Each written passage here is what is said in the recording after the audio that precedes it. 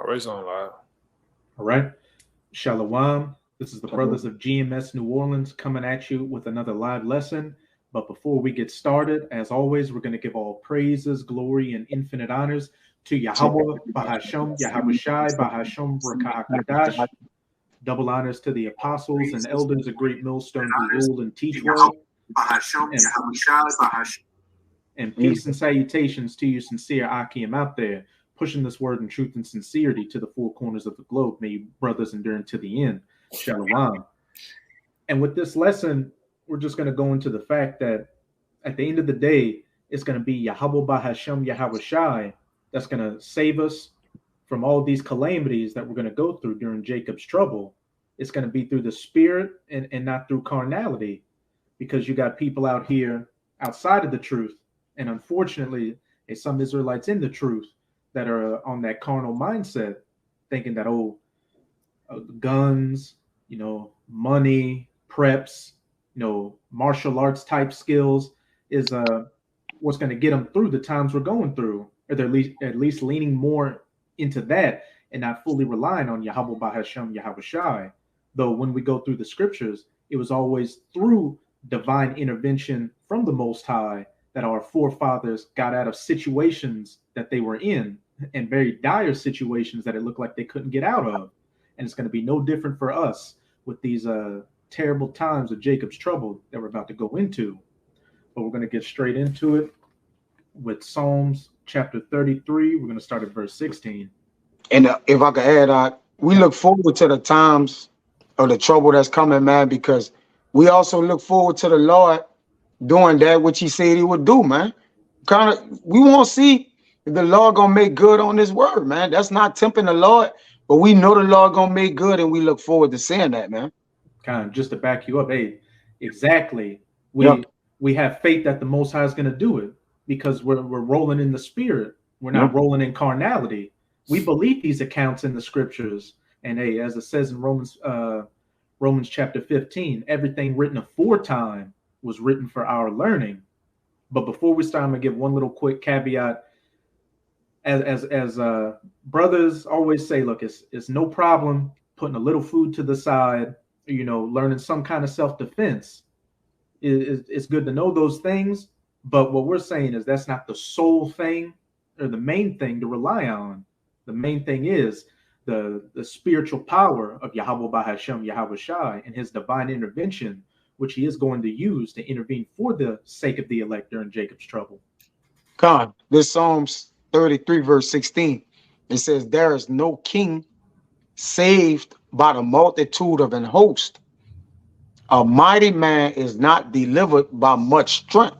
So off the rip, it's talking about kings or men in high positions aren't saved by the multitude of their own strength or their great armies. Keep going on. It says, and horse is a vain thing for safety.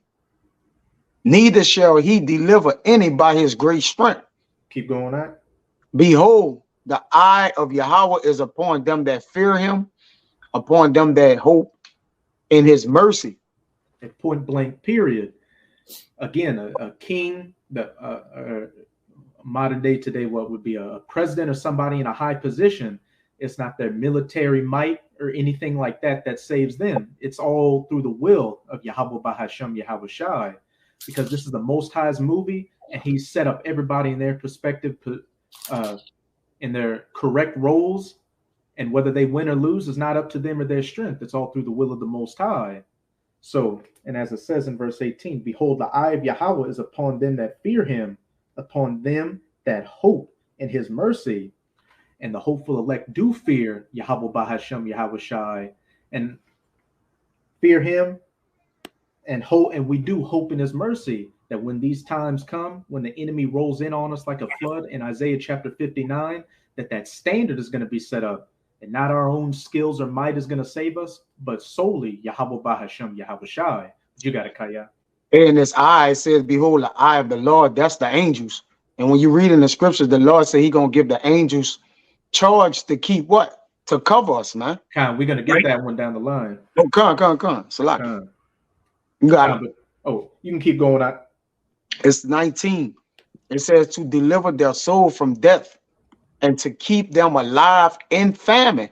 Hey, point blank period.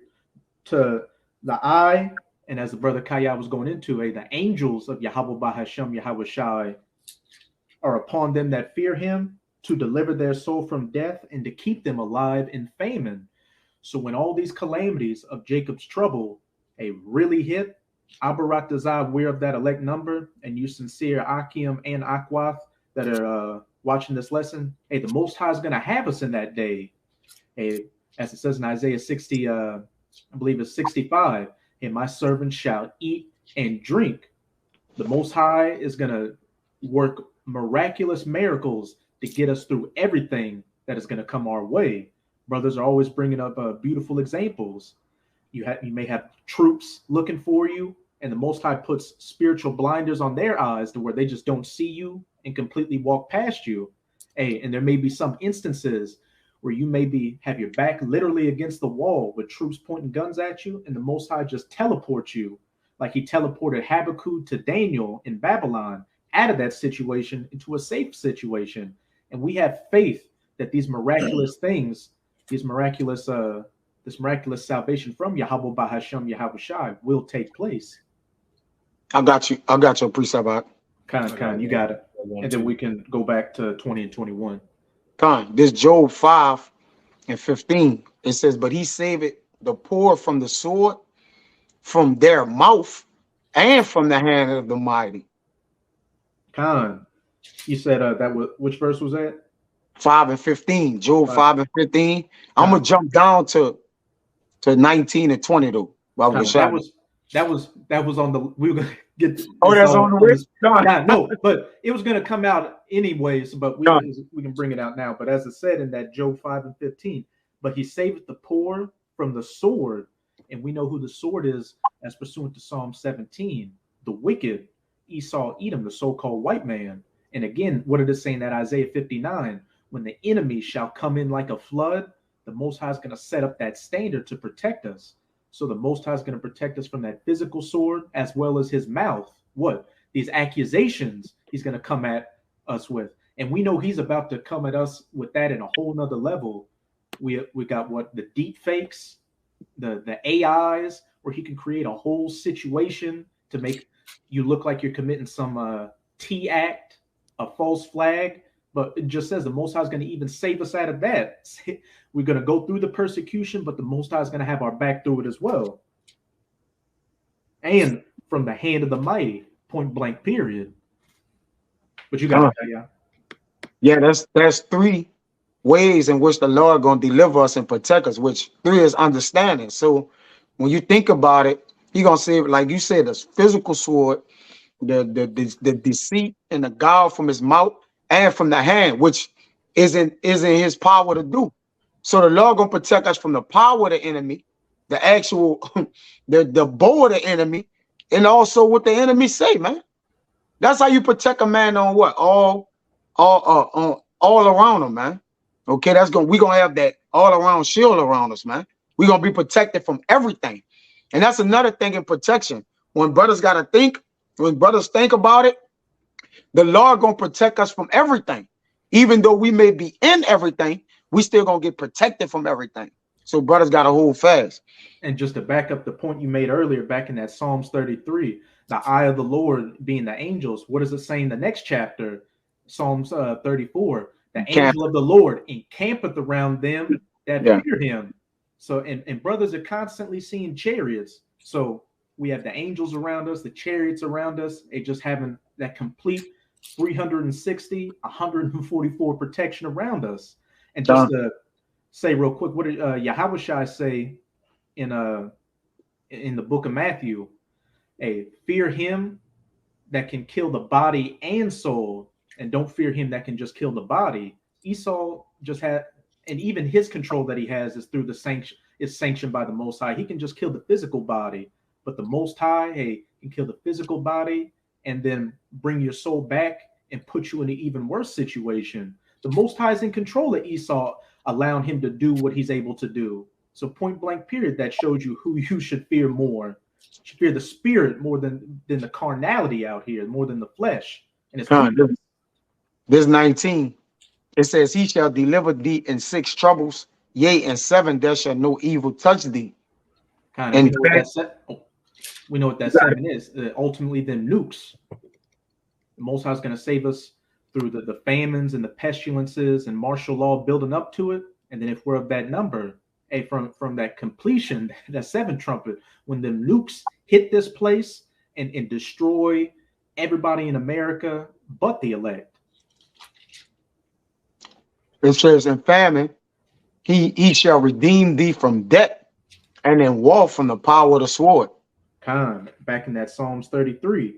Yep. To deliver their soul from death, that sword, and to keep them alive in famine. Mm-hmm.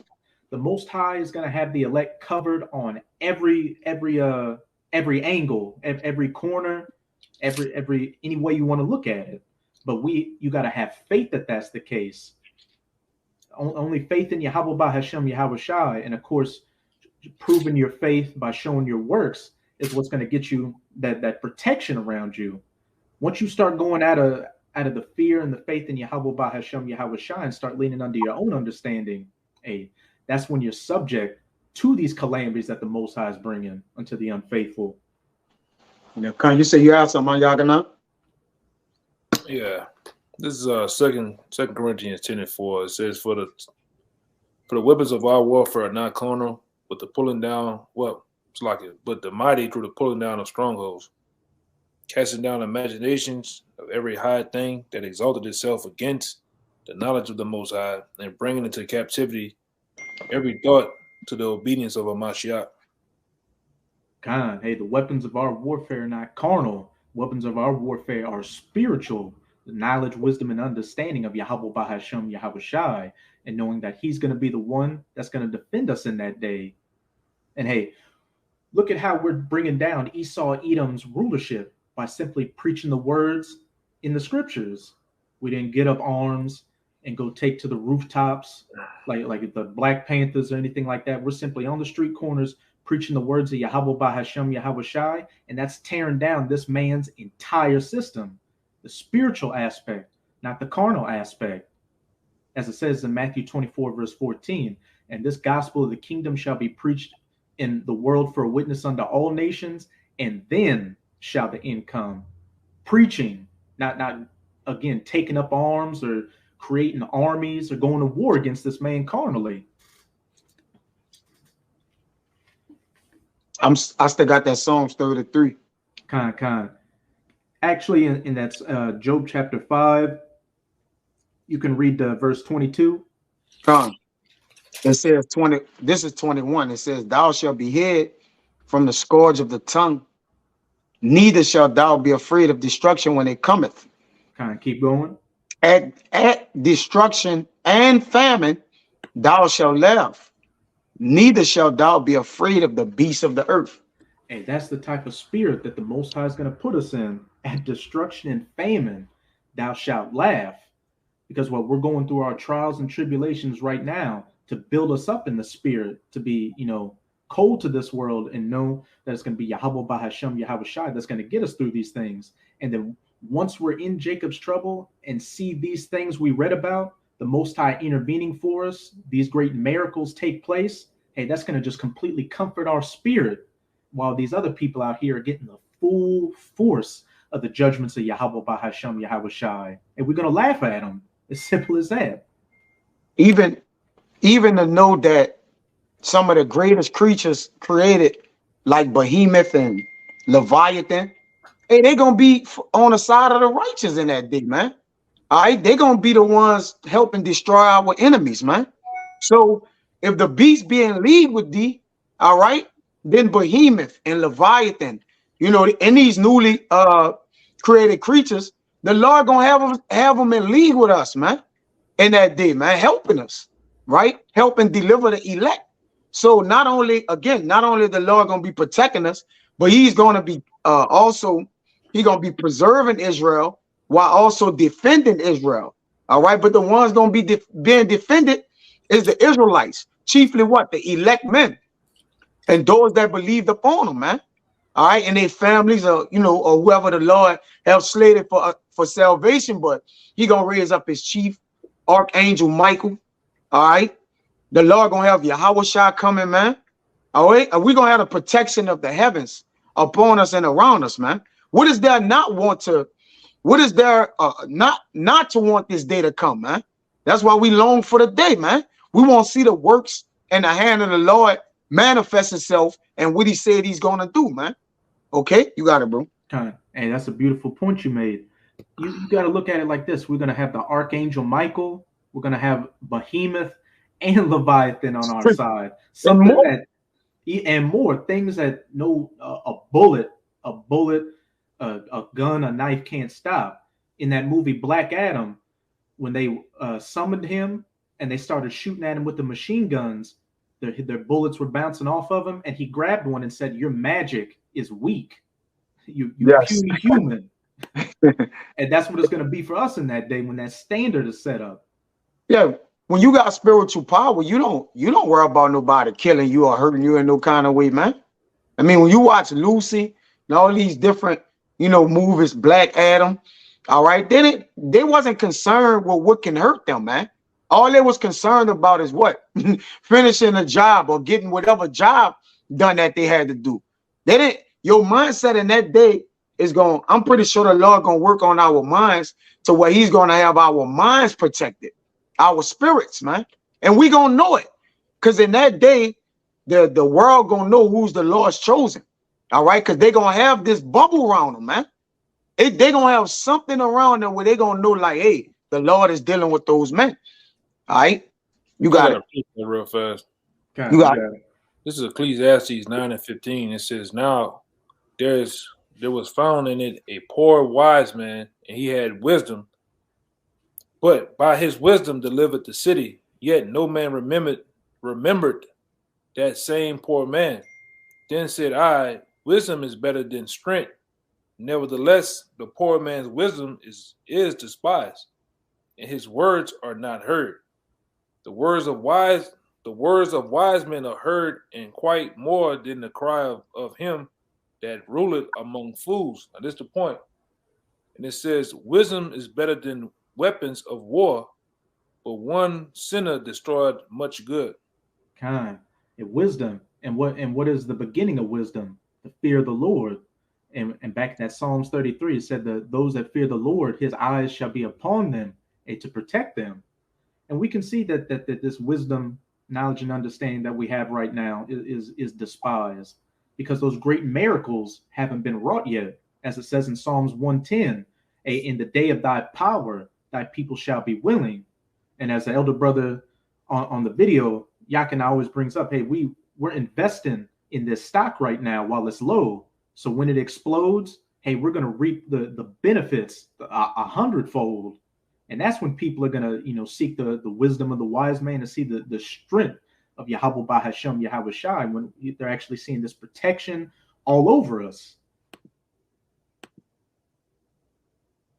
Yeah.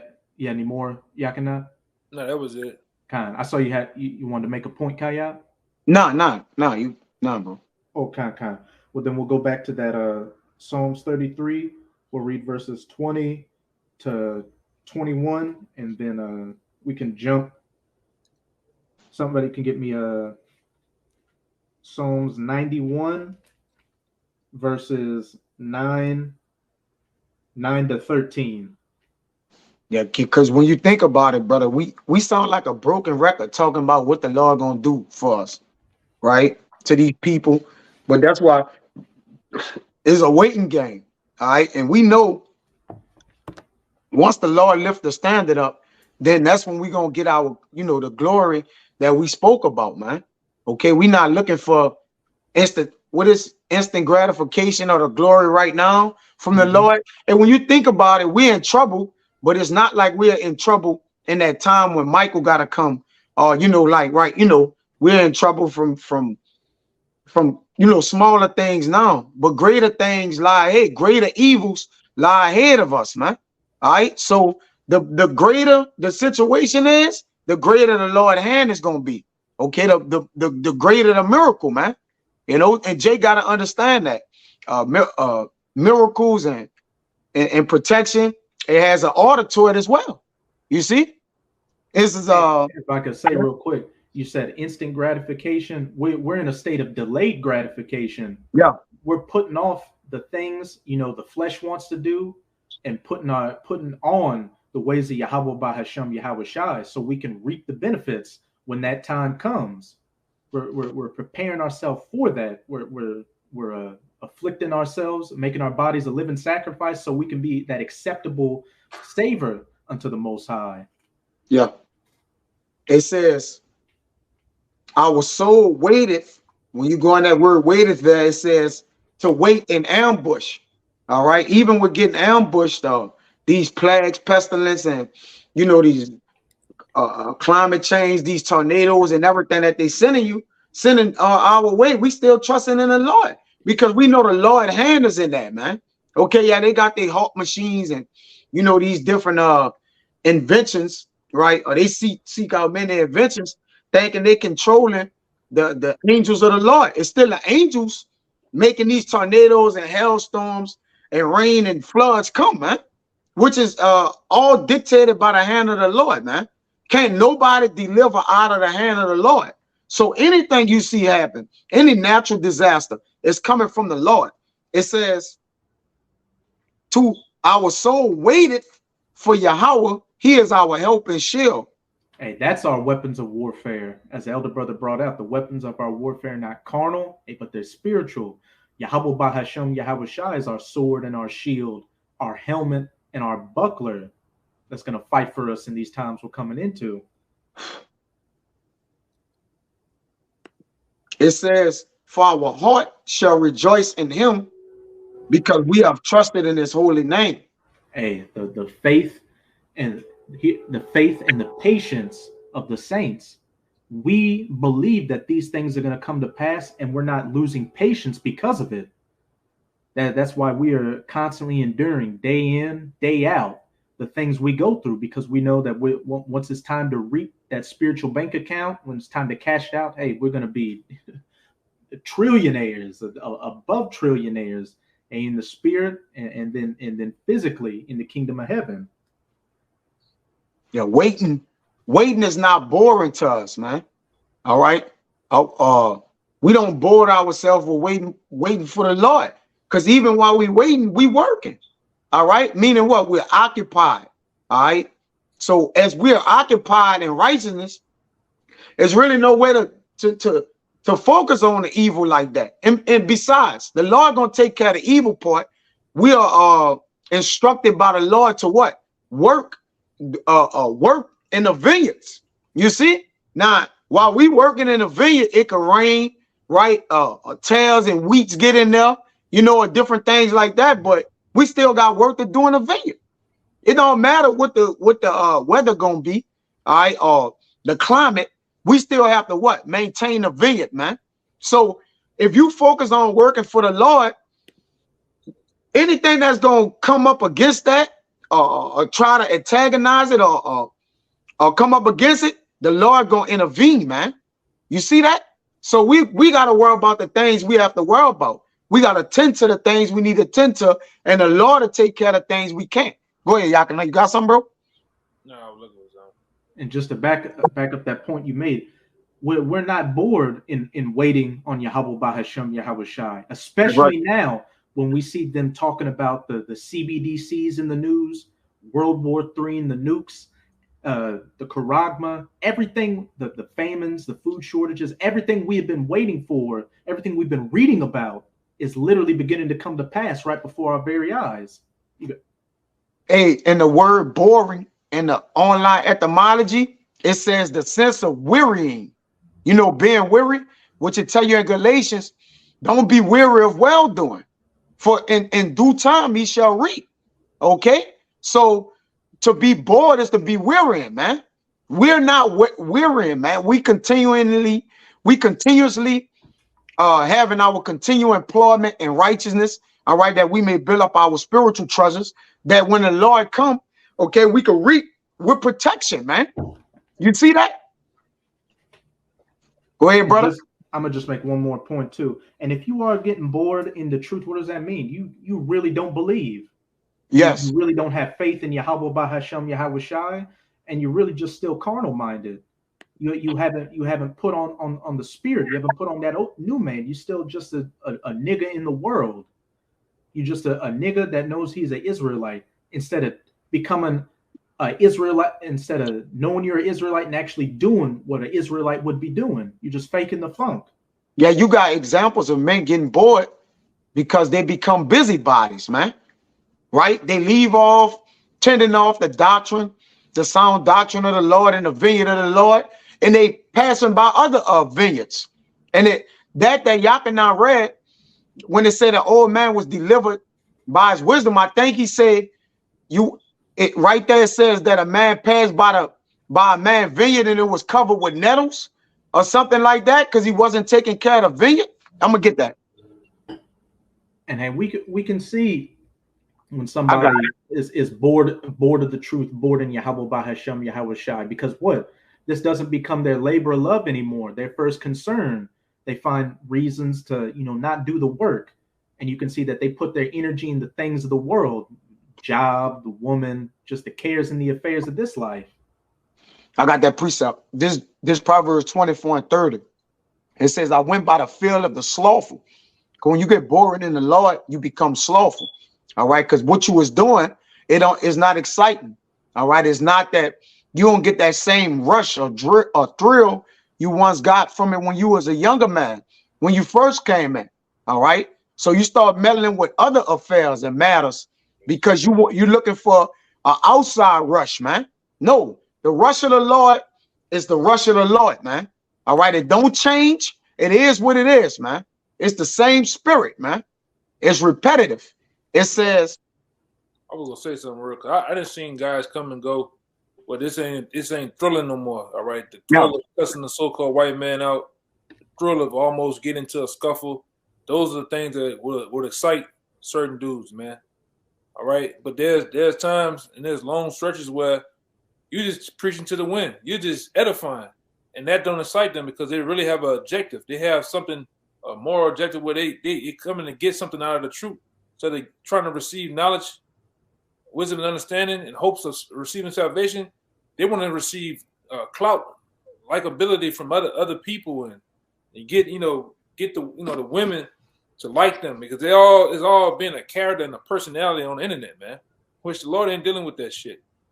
All right, you got to do this cold-hearted, whether people here or not, man. Like I always say, I only give a damn about two men, more or less, watching me, man. We don't care about the views. And we don't care if there's no views. We can start off with a fresh new page with no subscribers. We're just gonna continue to teach, man. All right, we're not about that shit. Which you see many guys out there have made merchandise of this thing, man.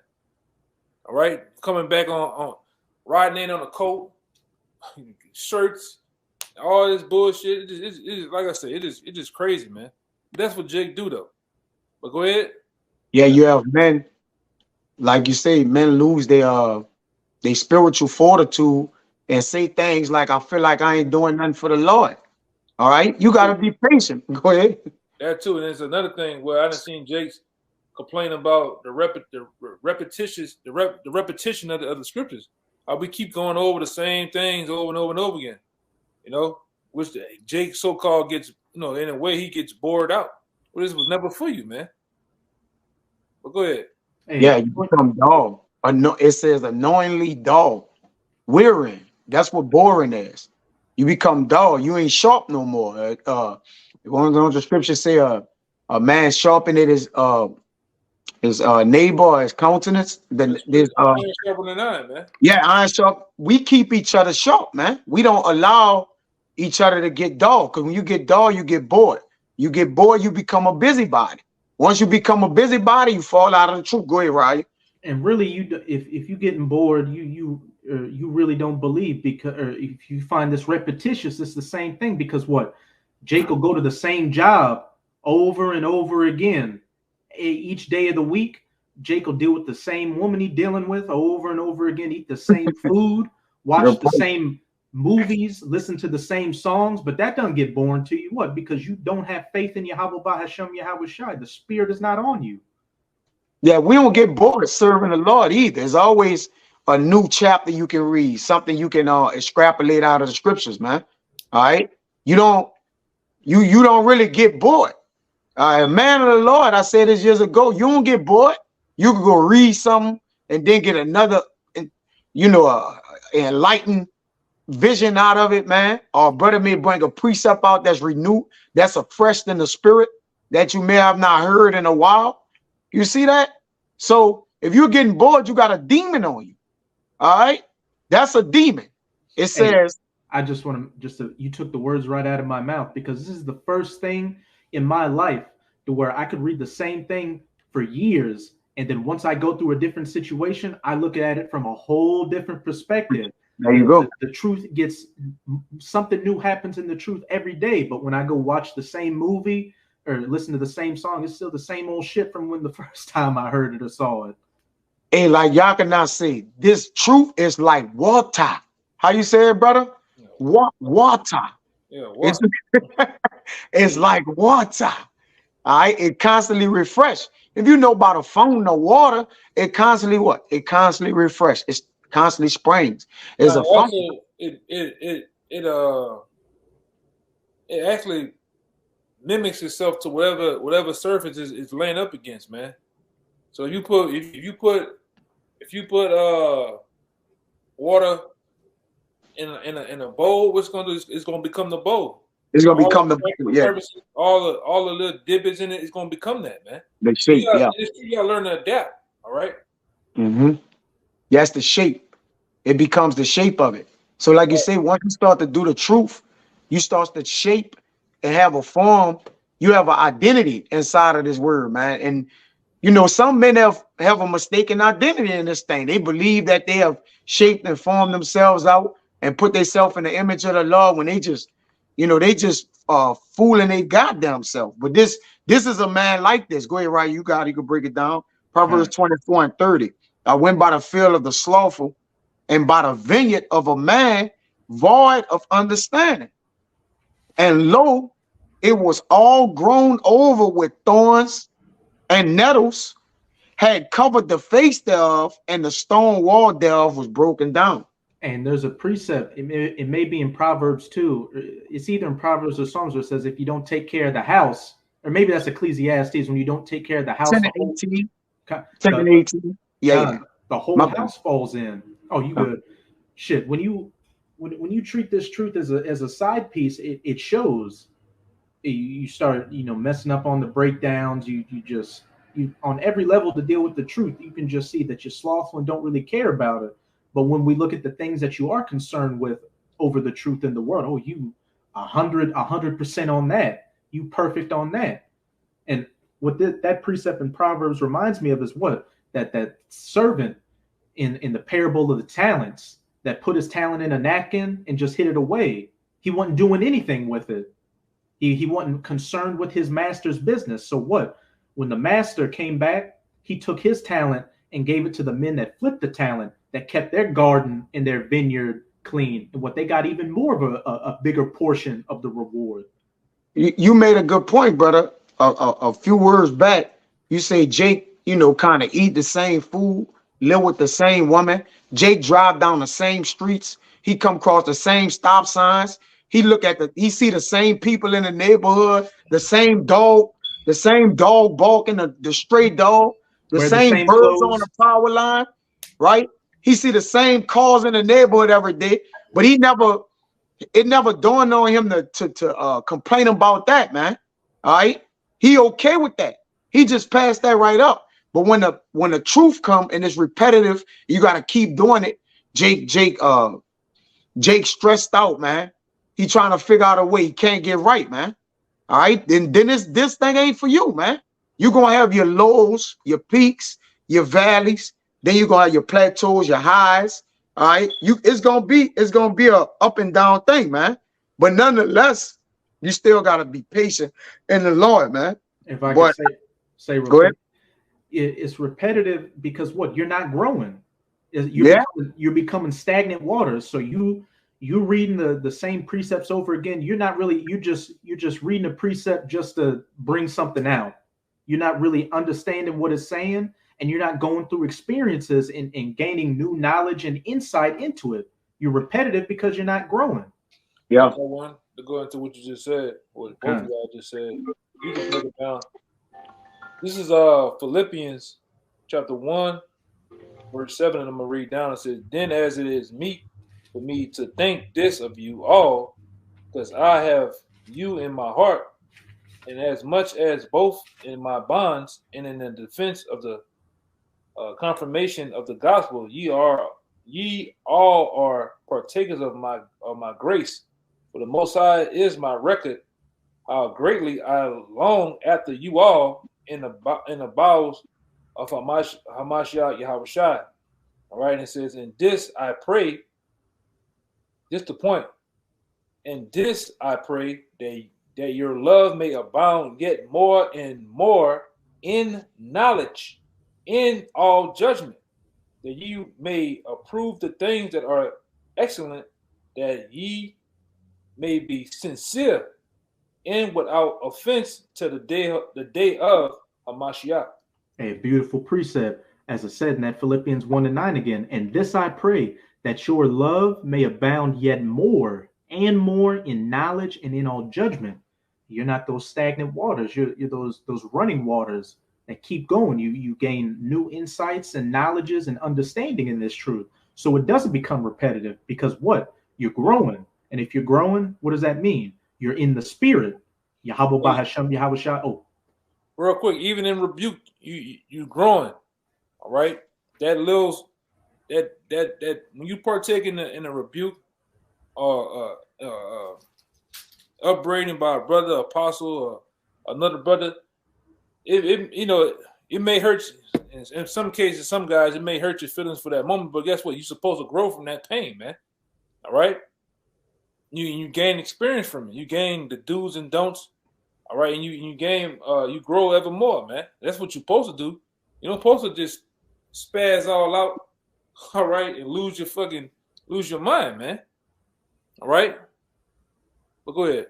Hey, if you're emotional and carnal minded, when you get rebuked, you're supposed to, not let your pride or your ego get in the way and think of something to say back, like, "Oh, well, that's not how I see it," or whatever. You're supposed to take, if you believe that the brother rebuking you is a man of the Lord, you're supposed to take what he's saying and really examine yourself and see, am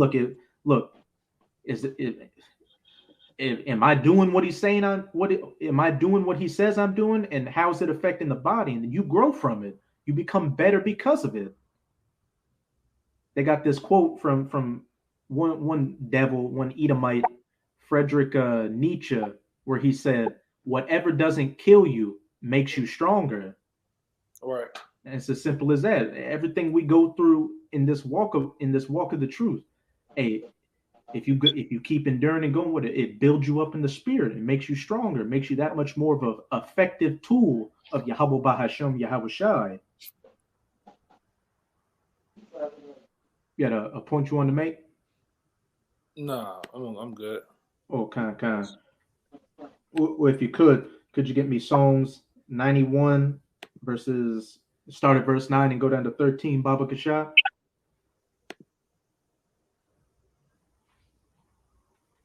Psalms 91 and what? Start at verse 9. Psalms 91 and 9, it says, because thou hast made the Lord, which is my refuge, even the Most High, thy habitation. There shall no evil befall thee, neither shall any plague come nigh thy dwelling. Kind of going back to the topic of the lesson. And we know that it's going to be Yahweh Bahasham Yahushai that's going to get us through all these calamities that are coming our way. Because what? As it says, we have made Yahweh our refuge and the Most High our habitation. So there shall no evil befall thee, neither shall any plague come nigh thy dwelling.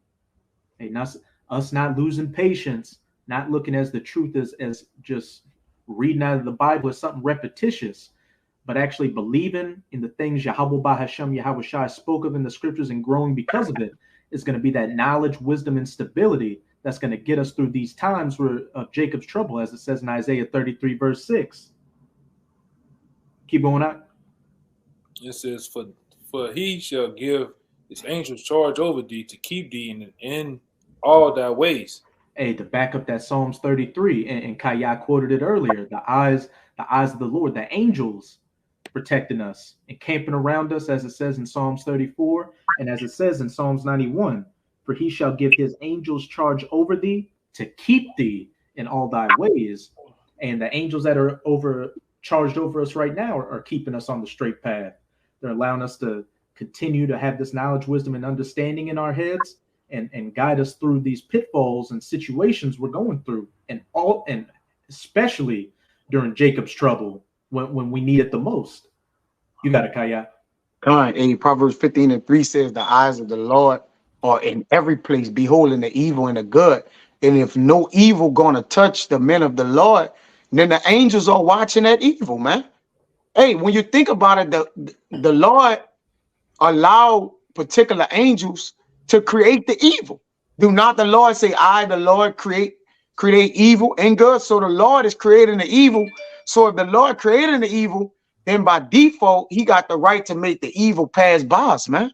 You know, or don't come before us, or come nigh us, man. You know, that's in itself, man. Like we really don't have nothing to worry about, man. We got everything to gain and nothing to lose if we serving the Lord, brother. We got everything to gain. You got it, bro. God, I'll just give a quick testimony. Hey, recently I just changed jobs, and the one job at the first, the job I was doing before the one I had now, seemed like a really good setup, but it turned out to just be a nightmare. So what? I quit that job and had faith that Yahweh Bahashem Yahweh Shai would get me in a better position. And lo and behold, about a week after, a couple of days after, I got this new job I'm at, and it put me in a better position, and it gives me more time to, put my energy and effort toward my main focus, is truth. Why? Because I had faith in Yahweh Bahashem Yahweh Shai and prayed that he would get me in a better situation. So if it's on some little level like that, how much more during Jacob's trouble when our lives are on the line? But you can keep going in that Psalms 91, Yakana. Okay. Yeah, we're at verse 12. It says Psalms 91. Hold on, I gotta go back to it. Okay. You can reread verse 11. We're gonna read down to verse 13. And Kaya, you can get me Sirach chapter 2, verse 10. Psalm 91:11 says, for he shall give his angels charge over thee to keep thee in all thy ways. They shall bear thee up in their hands, lest thou dash thy foot against a stone. And thou shalt tread upon the lion and adder, the young lion and dragon shall thou trample underfoot. Hey, the Most High is going to have us covered at all angles. He's going to protect us, and even give us the ability to go against our enemies. Thou shalt tread upon the lion and the adder, the young lion, and the dragon shalt thou trample under feet. And we know who that dragon is, Esau. And we're going to trample him under our feet. Most High is going to give some brothers spiritual powers to fight against these Edomite troops. And then ultimately, when they elected those new bodies and come down off those chariots, that's when it's game time. We're going to be unstoppable. But we can jump to that Sirach chapter 2, verse 10, because at the beginning of the lesson, we opened up talking about how we have these accounts in the scriptures of our forefathers getting put in life or death situations that look like they had no exit for, but what? Their faith in the Most High is what got them through it. Not their own carnality or their flesh, but the spirit. This Sirach chapter 2, verse 10. Look at the generations of old and see, did ever any trust in the Lord and was confounded? Or did any abide in his fear and was forsaken? Or whom did he ever despise that called upon him? Hey, those are all rhetorical questions because the Most High, again, saved our forefathers throughout their situations they were in the past because they had faith in Yahweh Bahashem, Yahweh Shai. Daniel in the lion's den, a Shadrach, Meshach, and Abednego were literally thrown into a fiery furnace, an enclosed furnace, and they kindled up that heat more than usual. But what? Hey, there was a fourth man in there, like the Son of Man, Yahweh Shai, that protected them, while the guys who were stoking the fire got burnt to a crisp. And they didn't when they were taken out, they didn't even have so much as the smell of smoke on them.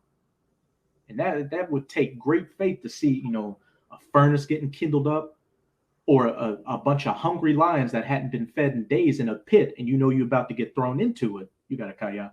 I'm gonna read verse 18 just to go into what you were saying. This Sirach 2:18 is saying, we will fall into the hands of the Lord and not into the hands of men. For as his majesty is, so is his mercy. But those men choose to fall in the hands of the Lord and let whatever it be, let whatever be done unto them, let it be so. And guess what? They was defended. All right, they was protected because they put their trust in the Lord, man. Because when you fall in the hands of men, the Lord control those men. So at the end of the day, the Lord can make those men do as he please against you, man. So at the end of the day, we rather fall on the sword of the Lord if there's a sword to fall on than to fall on the sword of a man. And it is what it is, man. Okay? Because the Lord have power over death and life anyways. So at the end of the day, we're going to stay 10 toes down on that which we know the Lord have given unto us, man. That trust and that fear. All right? To avoid that which a man can do. Because the Lord will deliver you over until the man that has the sword or the power to kill. Which, if we know we stand the Lord, then we'll avoid that, man. You got it, bro. You breaking up.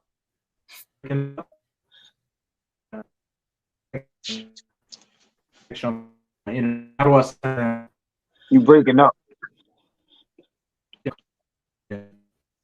But just to read Sirach 2:13, you can break it down, Yakanai. It says, woe unto him that is faint-hearted, for he believeth not, therefore shall he not be defended. Yeah, one more time. This Sirach 2 verse 13. It says, woe unto him that is faint-hearted. Yeah, for he believeth not, therefore shall he not be defended. Yeah, a lot of guys, over the test of time have become faint-hearted, man. And some will become faint-hearted. They don't really, what it says because of that? It says, therefore shall he not be defended. So shall you not be defended. That's what the Lord was getting on the disciples back then about them having little faith, man. You got to believe that these things, these miracles that was once spoken about in past times is going to be done again, man. You can't not believe just a little bit of it, man. You got to have a full understanding that these things are real. All right, these things will happen again. Even in like the brother said, was going into earlier, in the last split seconds of things, these troops, these guys grabbing you up, sending you off to somewhere, some remote detention center and shit. You got to have faith in the Lord going to get things done for you, man. Hold up. Something going on. This right here, man. How do I sound now? Am I still breaking up? There you go. I'm still breaking up? Nah, you good. I'm just trying to fix the other thing. Oh, kind. Whoa. Well, what was the last thing you brought out, Kaya? I had just brought something out to you come back here and said, woe to him that is faint-hearted. It says he shall not be defended. For he believeth not, therefore shall he not be defended. Hey, hey, that's when you lean under your own understanding. You really ain't rocking in the spirit of Yahweh Bahashem, Yahweh Shai, but you being carnal. You're relying on the flesh, which you're not going to be defended when these times come. But My internet's kind of messing up. So, any brothers had any precepts they want to bring out? No, I ain't had nothing. Nah, I ain't got Okay. Well, hey, with that, we hope this lesson was edifying to you, sincere Akim and Akwat out there. And hey, as we've been going into throughout this lesson, we should rely totally on Yahweh Bahasham Yahweh Shai and believe that everything that was stated in the scriptures are going to take place.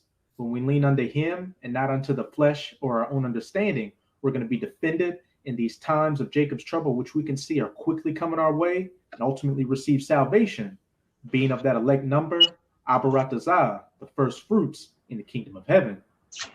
Okay, so with that, again, we hope this lesson was edifying to you, sincere Akim and Akwat out there. And again, as always, we're going to give all praises, glory, and infinite honors to Yahweh, Bahasham, Yahweh Shai, Bahasham, Barakah, Kadash. Double honors to the apostles and elders of Great Millstone who rule and teach well. And peace and salutations to you, sincere Akim out there, pushing this word in truth and sincerity to the four corners of the globe. May you brothers endure until the end. Abba Babal, Baba Doma, Kwam Yasharala, Kwam Rasala, Shalom. Shalom.